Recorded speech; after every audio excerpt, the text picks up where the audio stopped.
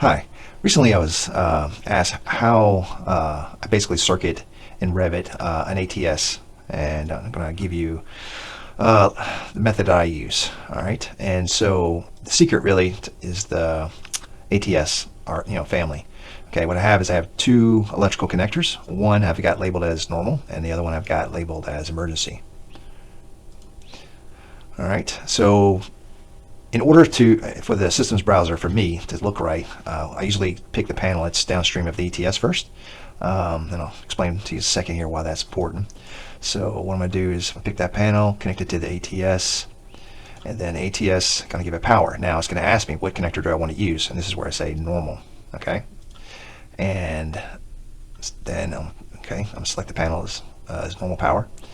All right, and the reason I do that is because I want the systems browser tree to go from panel to ATS to normal power. I don't want it to go to the emergency generator just yet, because what's going to do is going to break the branch. And here I'll show you what's going to happen here. And what's going to end up happening here is that it's connected to the ATS here.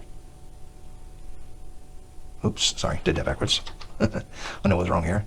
I'm going to connect the ATS, sorry, made a mistake there, and I'm going to connect that to the emergency power. Okay. So as you can see here, what happens is it breaks the tree up. Okay.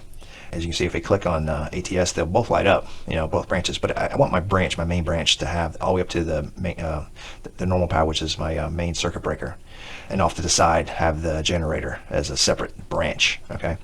All right. If this is the way I've been doing it. I'm curious if anybody else has a better way of doing this. So if you do, just give me a shout back in the comments, and I appreciate it. All right. Until next time.